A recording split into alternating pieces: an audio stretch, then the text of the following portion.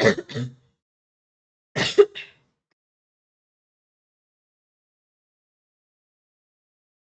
everyone. Good evening. I hope all of you are able to see me and listen. The audio visual line, please give me a thumbs up chat box.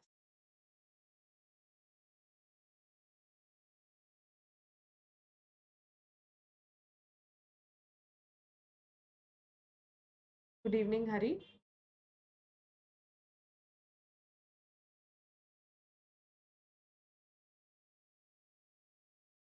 Okay, good evening, Prakash. Good evening, too. So I hope the audio visuals are clear and you're able to see everything. So let's begin the class. So today's class is going to be discussion of few important MCQs for the INI-CET goers. So those are appearing for the INI-CET examination. This class is mainly targeted for them. But having said that, it's okay for all the students who are preparing for NEET PG or your other competitive exams. You can still attend the class because it will only help you get the concepts more clearer, and practice of MCQs is also going to be there. So all the students who are appearing for any form of postgraduate entrance examination can make the out of this class. So let's begin the class. On Unacademy, there is something absolutely new which is called as Compete. This is completely a gamified version of conducting, tests. So you don't have to take a test and you get a rank where you stand. This is something that you can do as a daily basis when you're in your prof years. You can just have one friend with you and compete with your friend on simple topics. It's not going to be all the topics together. There will be sessions where there is going to be a competition for all the topics, but you can choose the topic, take some topic, discuss, study yourself, and then compete with your friend, and it will be fun learning. So this way your MCQs are sorted. You are able to have some sort of motivation by constantly challenging your friends, and you will also be thorough with the subject because you're covering small parts each. So this is live on the Unacademy app. So battle and know where you stand. It's a very nice gamified concept. Just take an attempt before you decide you don't want it or you want it. So you can ace your NEET PG 2023 by joining our rank booster batch. So this is a batch which is going to be held by one of our by top educators, that is Dr. Zainab Vora, Dr. Nikita Nanwani, Dr. Preeti Sharma. We have Dr. Punit Bhujani and Dr. Dilip Kumar, Dr. Saurabh Dikshit, and Dr. Anil who's going to have these batch courses. You can perfect your NEET PG preparation and you can get a free 1 month extra plus subscription for 4 months. The charge is just 13,770. Use the code ENT Live to get an additional 10% off. So these are the prices of the subscription, and if you want an additional 10% off, you can use the code ENT Live. You can use the code ENT Live to attend the free classes or the special classes on Unacademy. So this is absolutely free, but to join the class, you need a code, and again, you can use the same. So let's begin the class and let's spot the diagnosis. So you have an image given. Please spot the diagnosis and tell me what do you think it is. Is it a tonsillolith? Is it a peritonsillar abscess? Is it a follicular tonsillitis? Is it a membranous tonsillitis? I'm waiting for your answers in the chat box.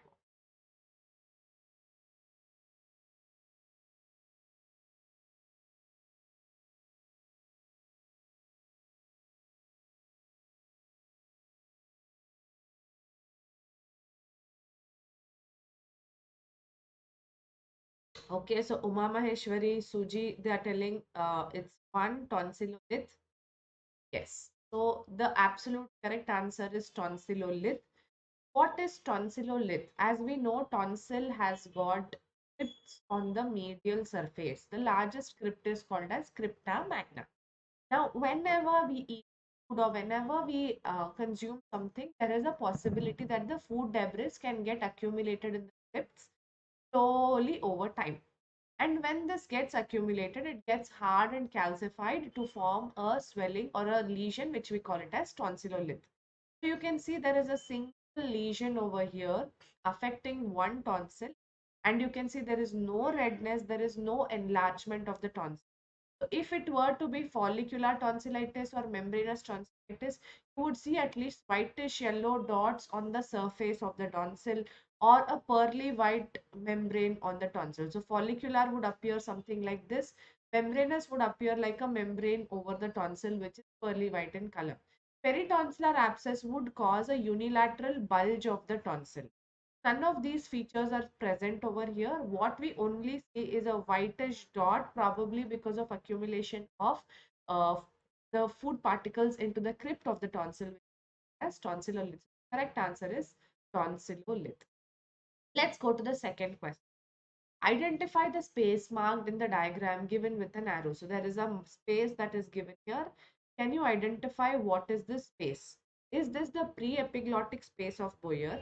Is this the paraglottic space of Tucker? Is this the Rinke space, or is this the ventricle of the larynx?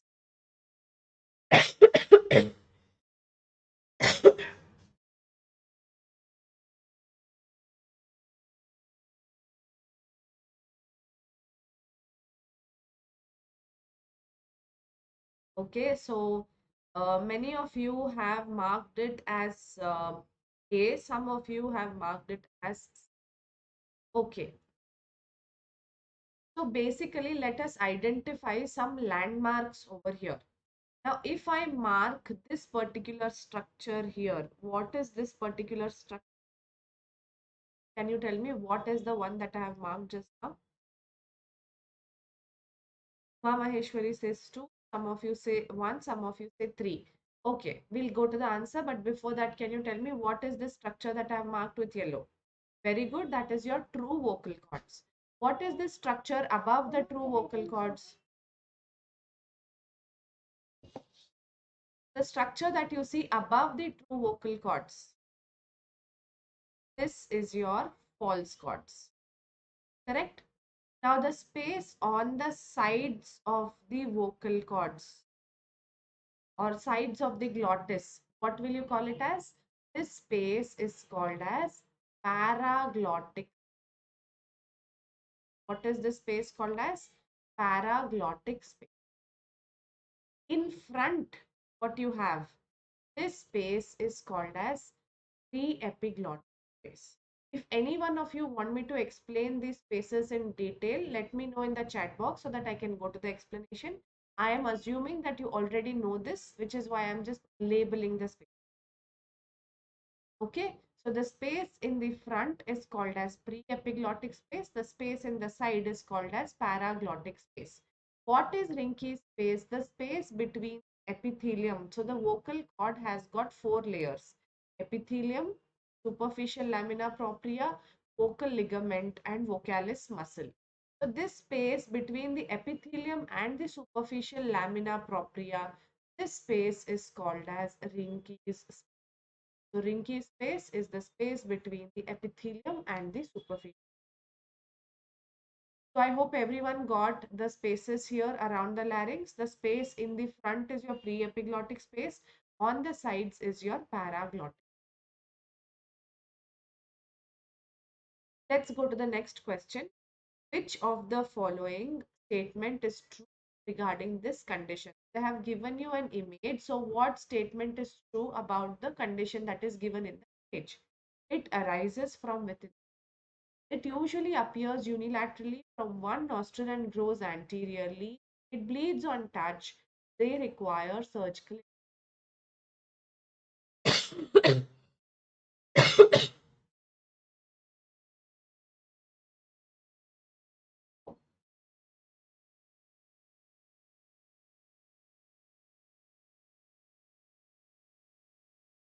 I'll give you a clue. This is coming probably from the maxillary sinus and going into the nose. From the nose, it is going into the larynx. It appears like a unilateral mass as a single mass. What do you think is your diagnosis? Many of you have marked it as B, but can you tell me what is your diagnosis now, having given this clue?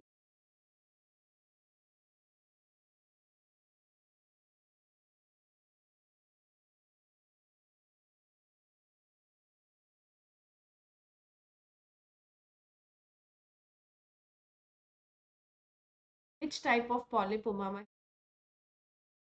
Very good, Prakash. This is an antrochoinal. So in the nose, we have two types of polyps. One is called as an ethmoidal polyp. The second one is called as antrocoinal polyp. As the name suggests, A is for antrum. Which antrum? Maxillary antrum. So this polyp arises from the maxillary antrum. So this is the origin. What is the extension? Where does it go? Choanal. So it goes towards the choana. Now, what is choana? Is it your anterior nares or posterior nares? So is it growing towards the vestibule or posteriorly towards choana? It is growing posteriorly. These antrochoanal polyp are seen often in young individuals. They are single lesions and they are unilateral. So they appear from the nose is a false statement because they appear from the maxillary sinus. They are unilateral is correct. They appear from one nostril, but do they grow anteriorly? No, they grow posteriorly towards the choana. So this is a false statement. Polyps are chronically inflamed edematous tissue. They do not bleed on touch. So this is also false. This antrochoanal polyp are occurring mainly because of infection. The infection responsible for causing this is streptococcus. And once you have given this antibiotic, do you think the polyp will regress? No. So they require surgical intervention. This is your true statement. The true statement regarding this condition is they require surgical. I hope all of you got it. Suji, you were right. Let's go to the next question. The triangle shown is used to approach middle cranial fossa, anterior cranial fossa, posterior cranial fossa.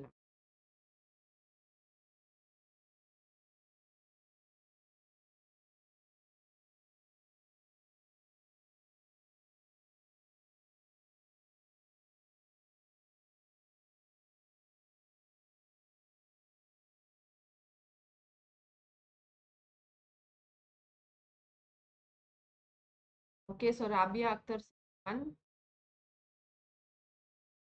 He says 1. Sharma says 3.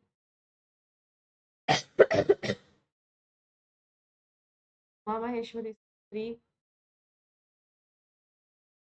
Abhishek says 8. Fine. So what is the name given to this triangle? This triangle here, what we see, triangle is called as Trotman's triangle.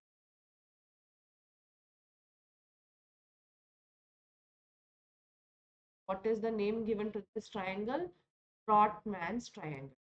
What are the boundaries of this triangle? It is bounded posteriorly by, what is the sinus that you see posteriorly?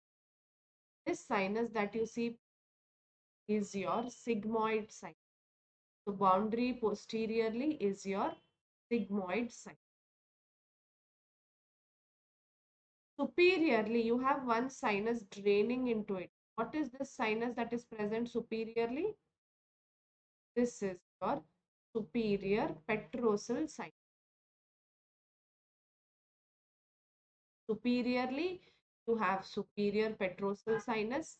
Posteriorly, you have the sigmoid sinus. Anteriorly, what do you have? Anteriorly here, you have the labyrinth, the bony labyrinth. So the area or the triangle that lies here, this triangle is called as Trotman's triangle. Trotman's triangle is the key area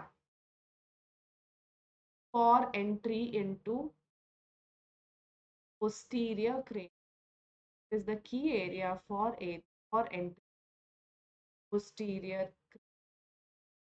Through this triangle, you will enter into posterior cranial. It is not the middle cranial.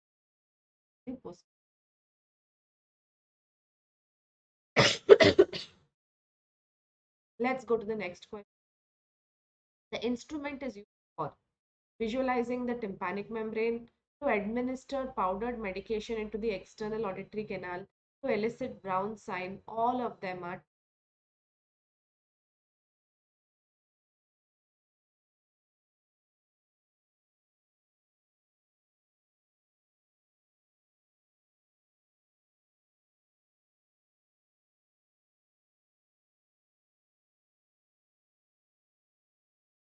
I'm waiting for your. Harshita says 4, Abhishek says 4. What about others?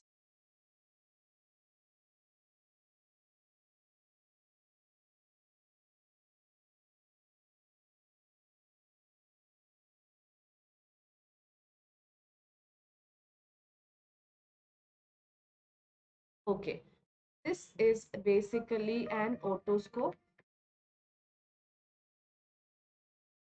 So this instrument is basically an otoscope with an attachment for serialization. This is called as pneumatic bulb for serialization.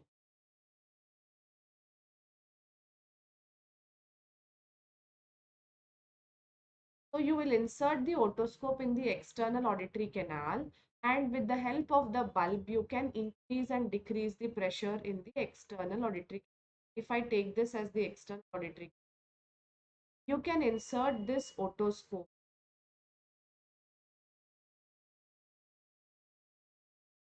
into the canal, and with the help of the Siegel's attachment, you can increase and decrease the pressure in the canal. So when you are increasing the pressure, if there is a glomus tumor, a vascular tumor in the middle ear, the tumor will vibrate vigorously and then become pale. That sign is called as brown sign. So with the help of this instrument, can you elicit brown sign? Yes. Now, if I put powdered medication here in the canal and if I inflate the cuff, the powdered medication will go and disperse into the entire canal and the tympanic membrane. Can you administer powdered medication? Yes.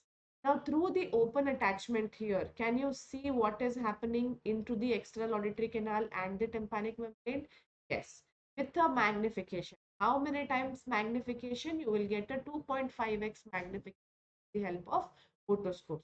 Correct answer is all of the above. So pneumatic otoscope or otoscope with pneumatic bulb for serialization is used for all these procedures.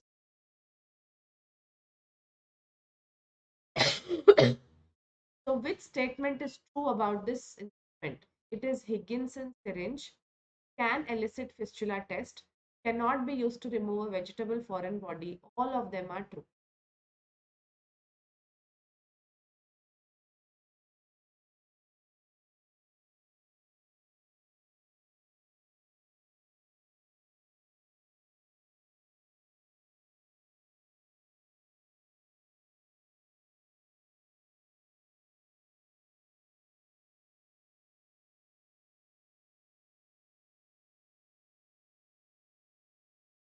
Please look at the question properly. Many of you have answered it before, which is the wrong answer. Please look at it and try to correct your answer.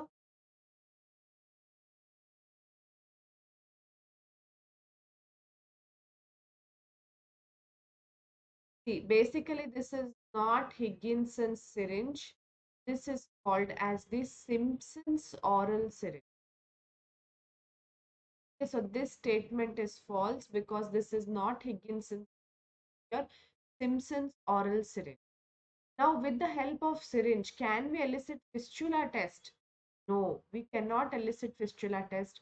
What we can elicit is caloric test, where when we irrigate the canal with warm water and cold water, the temperature currents will go to the middle ear and stimulate the lateral semicircle. So it is used for performing a caloric test and not for performing a fistula test. For fistula test, you require the Siegel's pneumatic bulb that will increase and decrease the pressure. So for performing fistula test, you need pressure. You don't require temperature. For temperature, you need caloric test, for which you'll need a syringing with warm water or cold water.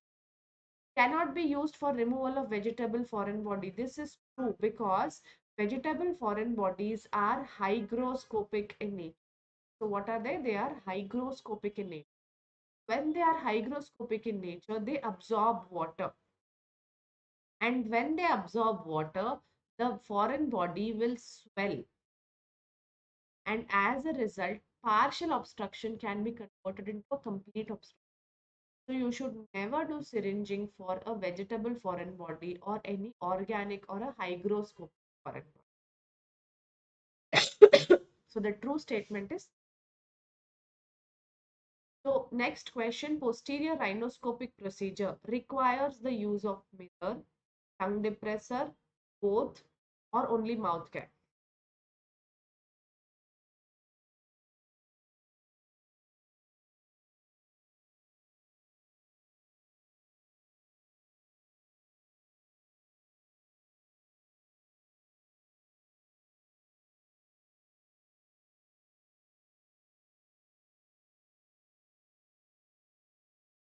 Waiting for your answers. Posterior rhinoscopic procedure requires the use of mirror, tongue depressor, mouth cap. This instrument that you see here is called as St. Clair Thompson posterior rhinoscope. This instrument is called as St. Clair Thompson rhinoscope. So when we are doing a posterior rhinoscopy, the aim is to visualize the nasopharynx and the posterior part of the posterior part of the nasopharynx. So if I want to insert the mirror with the tongue in blue or in the neutral, can I see from outside a good image of the structures in the mirror? No, because of the compromised space. But if I put a tongue depressor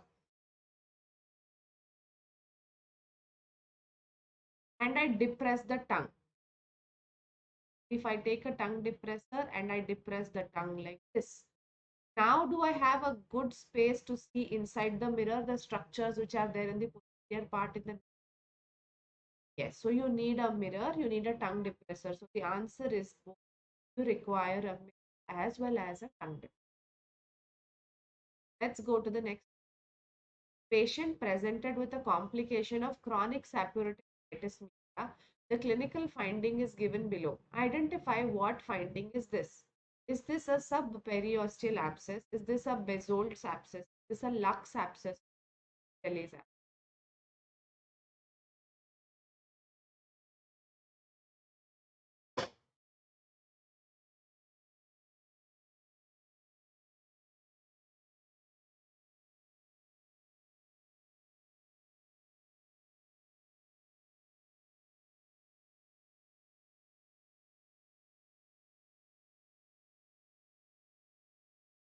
Rishabh, mirror is not present in the apparatus. I'm saying the mirror is there in the mirror is curved and it is there. But when you put inside the mouth, if you don't depress the tongue, have a very small space through which you have to see the reflection of the structure. But if you put a tongue depressor and depress the tongue, now you'll have a big space in which you can see the structure, giving you a clarity of vision. Already you're seeing indirectly the structures in the mirror. You don't want a compromised space. You want a big space in which you can.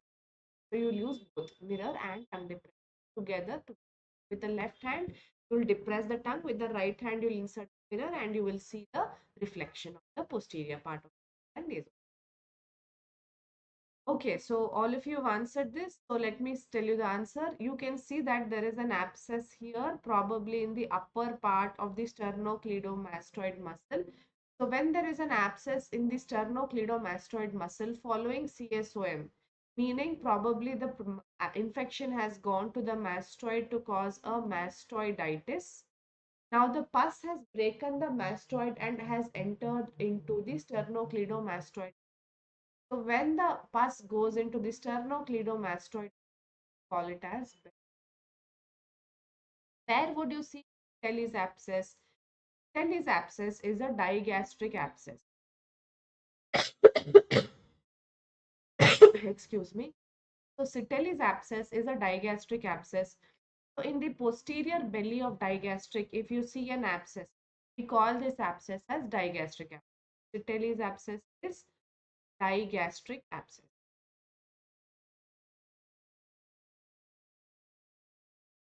Then if you have the pus in the meatus, external auditory meatus, then we call it as Lux abscess. Lux abscess is meatal.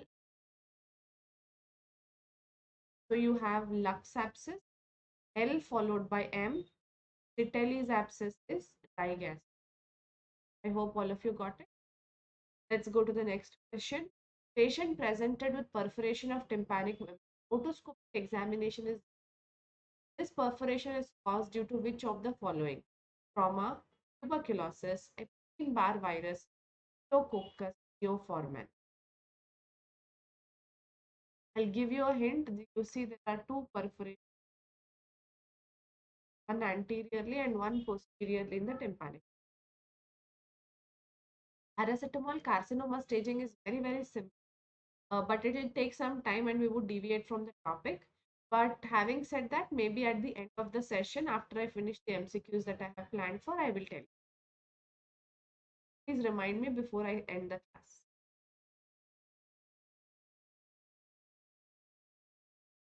Very good, Abhishek Sharma. So whenever you see there are multiple perforations in the pars tensa, so if you see multiple perforations in the pars tensa, it is suggestive of tuberculosis. Tuberculosis, multiple. So that should be your first differential diagnosis. If you don't have tuberculosis option, then you must think about either vaginous or either syphilis.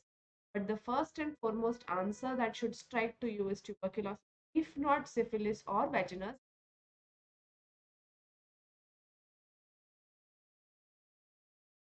the image shows Zenker's diverticulum, bronchial cyst, colorectal fistula, larynx.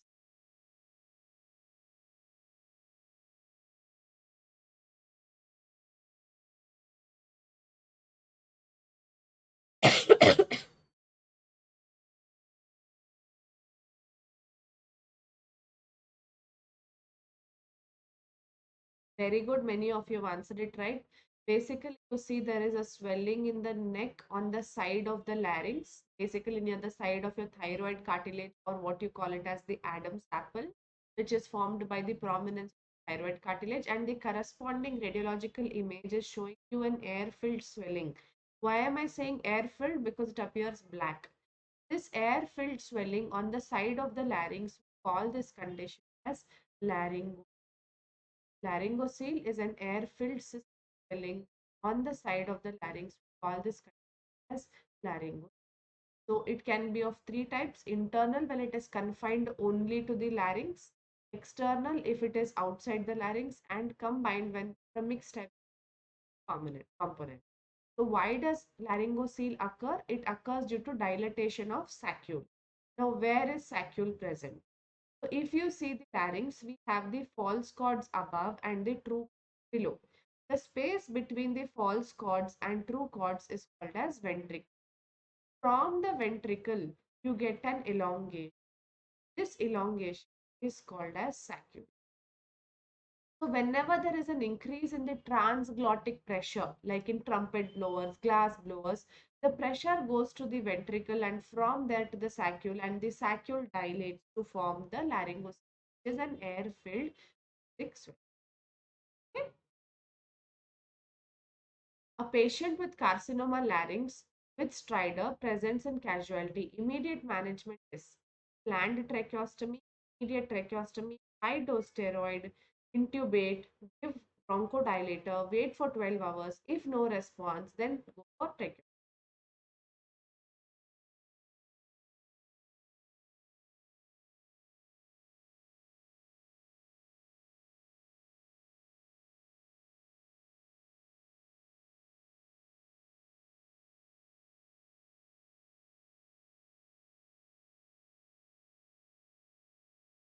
Okay, so Sachin and Harshita, or what about?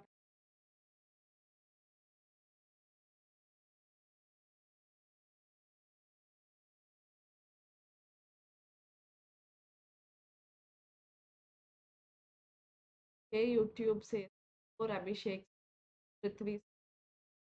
Okay, so what is the question speaking about? The question is saying you that there is with carcinoma of the larynx. You don't know where is the carcinoma. Is the carcinoma present in the subglottis? Is the carcinoma present in the glottis? Or is the carcinoma present in the subglottis? You don't know the location, but that's okay.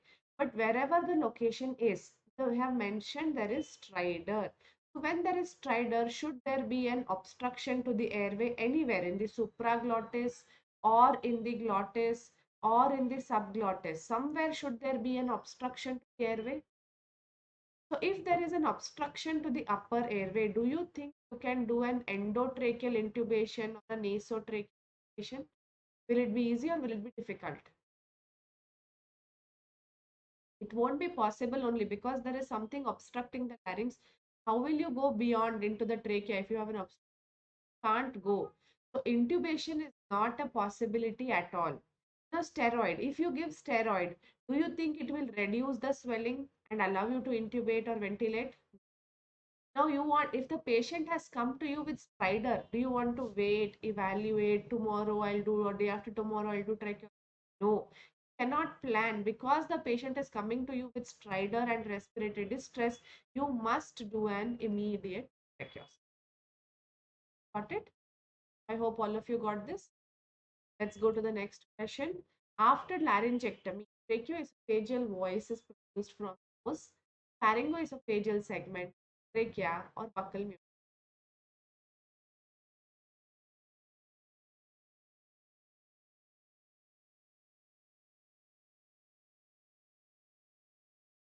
For your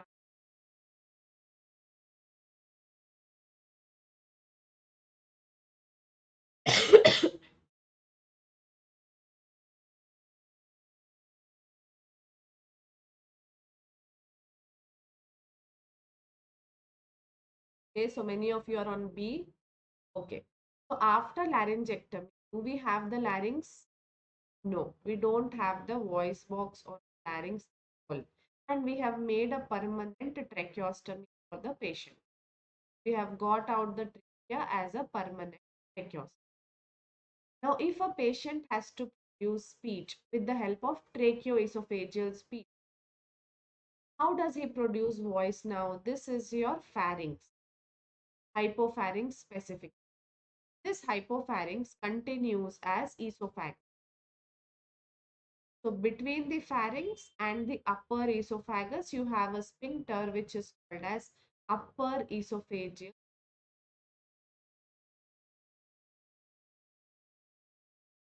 Okay. Now, whenever you want to produce voice, you can keep a prosthesis here between trachea and the esophagus. When the patient wants to speak, he will temporarily occlude the tracheostomy tube with his finger. Now, what will happen? The column of air which is there in the trachea get redirected through the prosthesis into the esophagus and goes and hits this upper esophagus. And when it hits the upper esophageal sphincter, acoustic waves are produced.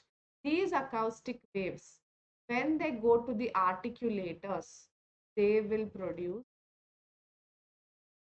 So what should be patent or what should have a good tone? It is the upper esophageal sphincter, also called as cricopharyngeal sphincter, also called as pharyngoesophageal. Okay. So after total laryngectomy, you want to produce a voice. This segment should be good, competent, and have a tone. If it is loose and lax, again there will be no voice. This should have a very good. Let's go to the next question.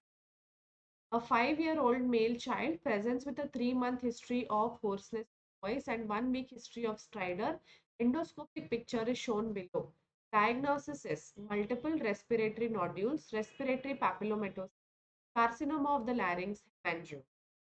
Maheshwari, multiple perforation can happen with trauma, but usually rare. Most commonly, when we see a perforation following a slap injury or following a trauma, there will be a single perforation and the tympanic membrane will usually be reflected like this. The tympanic membrane which has ruptured. So there will be a flap. It won't be a non-healing perforation. But in tuberculosis, characteristic multiple.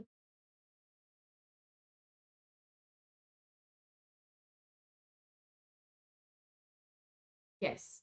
So what you see here is called as a recurrent respiratory papillomatosis, also called as juvenile onset respiratory papillomatosis. This is seen in young individual following usually vaginal birth or a normal delivery. occurs due to transmission of infection from the virus HPV-6 and HPV-11, which remains latent in the mother's vagina. And during the vaginal delivery, it gets transmitted to the child. And once it gets transmitted to the child, there will be development of these finger-like projections. We call it as papillomas. They can obstruct the airway. It can cause change in. So the diagnosis of multiple finger-like papillated lesions on the vocal cords, which can be seen in supraglottis and subglottis, you must think about respiratory papillomatus. Carcinoma larynx usually is not seen in 5 year. Hemangiomas are usually bluish pink and they're nodular masses. They are not like finger-like masses. So clear cut, if you see that there is a 5-year-old child, you must have recurrent papillomatus. Excuse me. Identify the structure marked as X. Cauda tympani nerve, stapedius muscle, facial nerve, sinus tympani.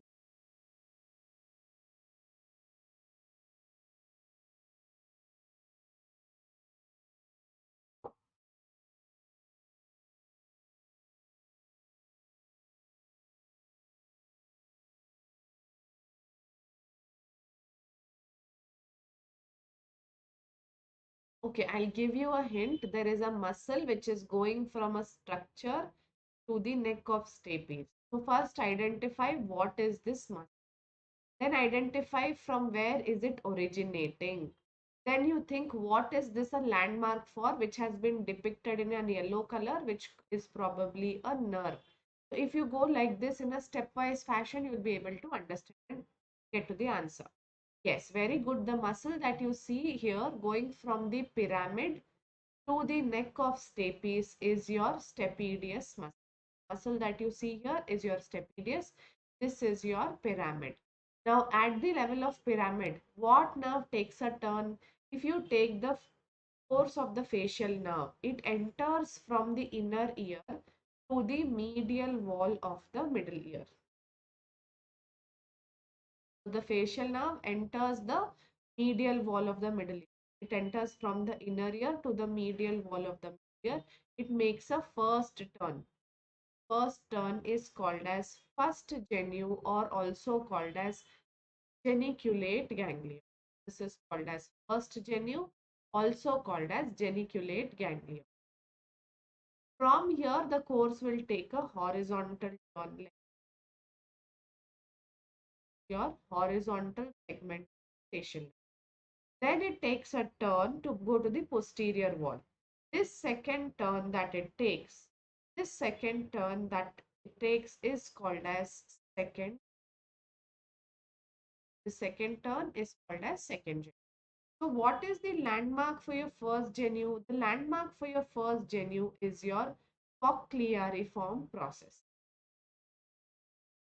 Landmark is cochleariform. Horizontal segment lies above oval window and below the lateral semicircular canal.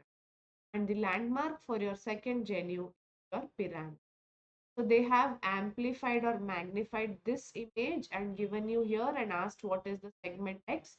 The segment X is your facial. I hope everyone got this.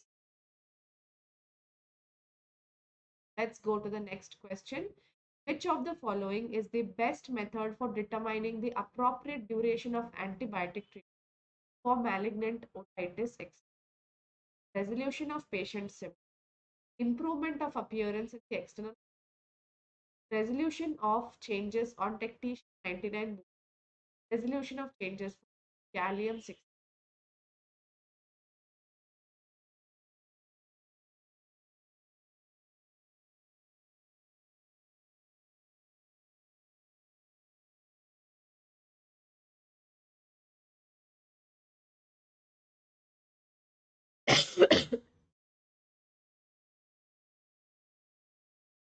Okay, so most of you are answering it as C. So, okay, let me explain this to you. So, basically, when we are talking about malignant otitis externa, when we are talking about malignant otitis externa, there are two radioisotope scans that we do. The first one is called as technetium-99 scan. The second one is called as gallium-67 scan. Now, what happens in malignant otitis externa? It is an infection caused by Pseudomonas. Now, this Pseudomonas is known to cause osteoclastic activation and erosion of the bone. So, it will cause initially activation of osteoclast and there is erosion. Later, when the bone is trying to heal, it will stimulate the osteoblasts. Okay. Now, what is this technetium-99 dye? It is a dye taken up by both osteoclast as well as osteoblast. So, can I say that in the early part of the disease, when erosion is happening, will the scan be positive? Yes. So, to identify the disease early, is this the best scan? Because osteoclastic erosion will happen in the early part of the disease? Yes. But even after the infection has resolved, will the bony healing continue to occur for a few more months, even after the resolution of infection? Yes. So, will it help us in identifying resolution of the disease? It will not help in identifying resolution of the disease because osteoblastic activity will continue even after a few months of resolution of infection. So, the scan will remain persistently positive despite clearance of infection. So this cannot help us understand resolution of infection. Now let us see gallium 67. Gallium 67 is taken up by neutrophils. What are neutrophils? They are cells of acute inflammation. So initially in the initial part of the disease, the scan is positive. So in the early part of the disease, because of neutrophil activation, the scan is positive. But once the disease has resolved, will the infection disappear? And will the neutrophils also disappear? Yes. So once the neutrophils disappear, will the scan become negative now? Yes. So a scan which was positive becomes negative. Does it tell us about the resolution? Yes. So for early identification of infection, even before you can identify on the CT or MRI, technetium-99 scan is the scan that is used. But for resolution of infection, gallium-60 scan. So if I go back to the question, they're asking appropriate duration, meaning are we talking about resolution of disease? So for resolution of disease, you will go for gallium. I hope all of you got it. So this is going to be the last question of the day. Identify the type of pneumatization shown in the picture. Is this conchal, precellar, stellar, or post-cell?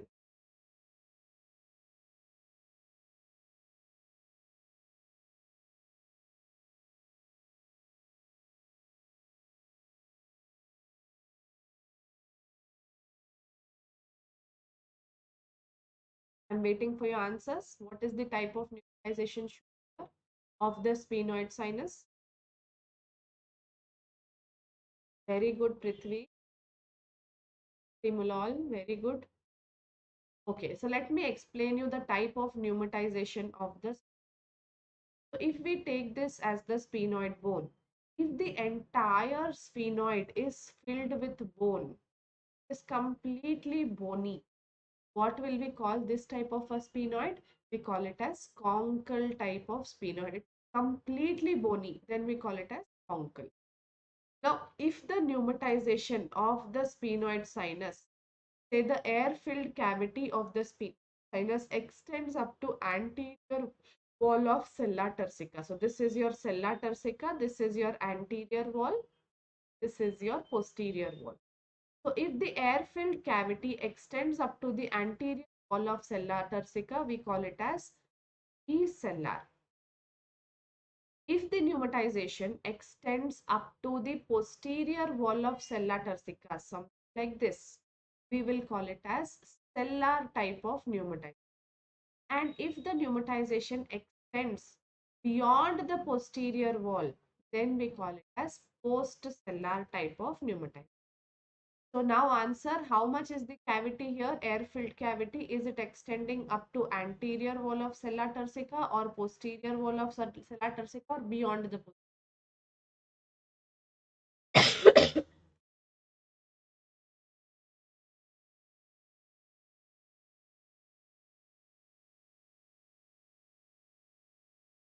Give me the answer quickly. You are able to see that the air-filled cavity is extending up to posterior wall of sella turcica. So this is a cellular type of pneumonitis.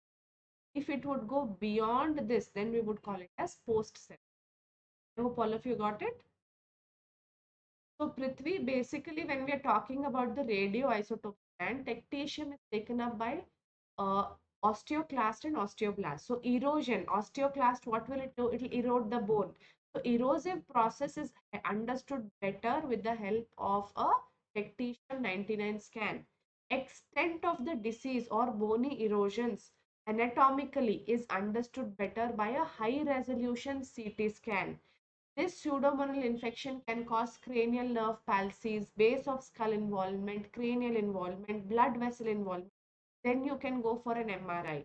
But when we talk of giving the medications, you're given 4 weeks of antibiotics, 6 weeks of IV antibiotics. Now you are not sure whether the disease activity has regressed or is it present. So to understand whether the disease activity is there or not, then you will do a gallium scan. So if gallium scan is negative, it means that the cells of acute inflammation have gone, which means that the probability of the source of infection. So for resolution, gallium. For identifying erosion or early disease, tectitium 99. For understanding the involvement of bone, high resolution. Cranial nerve or intracranial spread. Okay. So I hope with this, all of you are clear with the concepts of few MCQs that we discussed. Uh, I will come back again and please attend the special classes which I take on Unacademy platform. These special classes are absolutely free classes. So you can use the code ENT Live to log into the free class. Okay? And if you want to subscribe to any of my courses, please do feel free to join in. I'll take your leave now. Bye bye and